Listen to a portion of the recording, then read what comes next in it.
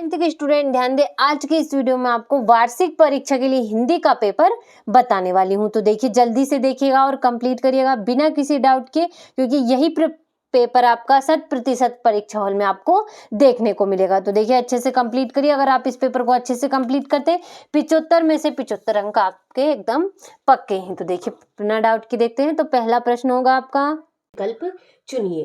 तो देखिए, तुलसीदास किस काव्य धारा के प्रतिनिधि कवि हैं?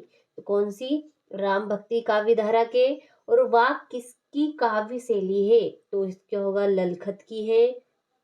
दोहा छंद में कितनी मात्राएं होती हैं?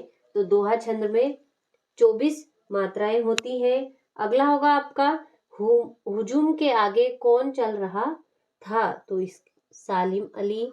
और मुंह के खाने का अर्थ होता है? तो हारना होता है। और परदादी चोर को सही रास्ते पर कैसे लाई? तो सहजता से बात कहकर। तो देखिए, इस तरीके से आपका पहला प्रश्न आंसर सहित कंप्लीट हुआ। अब देखिए, अब हमारा दूसरा प्रश्न है, जो कि है रिक्त स्थानों की पूर्ति कीजिए। तो बच्चे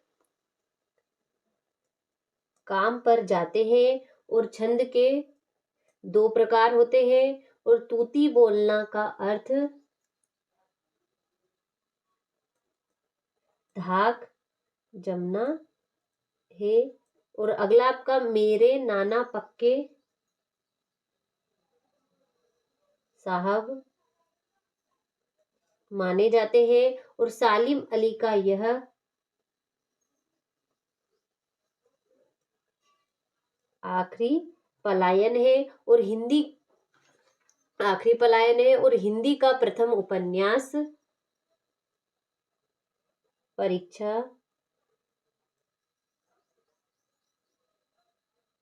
गुरु को माना गया है। तो देखिए, इस तरीके से आपका दूसरा प्रश्न भी आंसर सहित कंप्लीट हुआ। अगला है आपका, देखिए तीसरा प्रश्न है आपका, सही जोड़ी बनाइए। तो जीवन का खंड चित्रण, तो इसका होगा आपका खंड काव्य।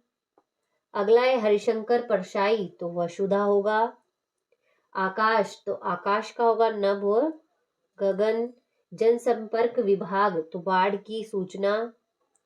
अगला है गोदान उपन्यास के रचयिता, तो होंगे आपके प्रेमचंद।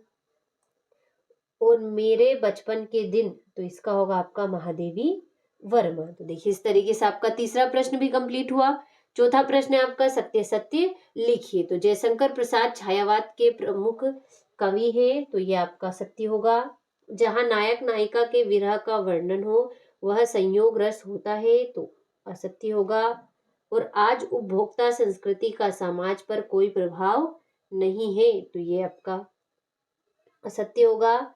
और प्रत्यय शब्द के पहले जुड़ते हैं, तो असत्य है।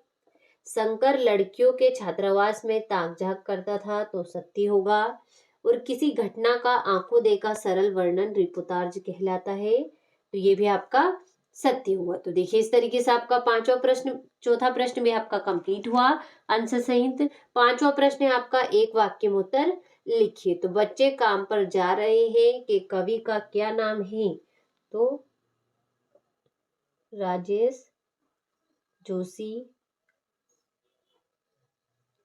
आगे आपका, दोहा छंद में कितनी मात्राएं होती हैं? तो 24 मात्राएं होती है। अगला होगा आपका, सालिम अली की पत्नी का क्या नाम था? तो तहमीन नाम था उनका। आगे आपका, रचना के आधार पर वाक्य के कितने प्रकार होते हैं? तो रचना के आधार पर वाक्य के 3 प्रकार होते हैं। और रीढ़ की हड्डी एकांकी किस समस्या पर आधारित है? तो इसकी विवाह की समस्या पर आधारित है। और कहानी के कितने तत्व माने गए हैं? तो कहानी के 6 तत्व माने गए हैं। तो देखिए, इस तरीके से आपका पांचवा प्रश्न भी कंप्लीट हुआ आंसर सहित। अगला आपका छठा प्रश्न होगा, छायावादी काव्य की 2 विशेषताएं लिखिए। सातवां प्रश्न होगा आपका, कवि ने सच्चे प्रेमी की क्या कसौटी बताई है? आगे आपका ये हो गया आपका आठवां प्रश्न, किस शासन की तुलना तम के प्रभाव से की गई और क्यों? नौवां हो गया। इस तरीके से इन प्रश्नों का आप अच्छे से स्क्रीनशॉट ले और कंप्लीट करिए। देखिए, 13वां हो गया आपका, ये हो गया आपका 14वां प्रश्न। देखिए, लेखिका अपनी माँ के व्यक्तित्व की किन विशेषताओं का उल्लेख किया है? निपात शब्द से क्या आशय है? इस तरीके से मोस्ट इम्पोर्टेंट है।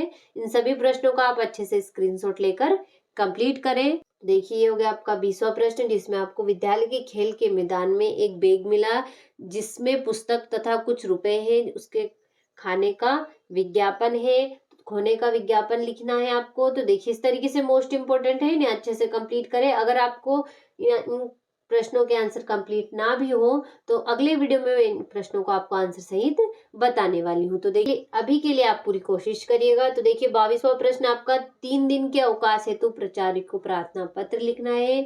23वां हो गया आपका, जिसमें आपको 5 विषय दे रखे, किसी एक विषय पर निबंध लिखना है। तो देखिए, इस तरीके से आपको सारे प्रश्न कंप्लीट हुए। अब आप इन्हें बिना डाउट के आंसर सहित कंप्लीट करिएगा।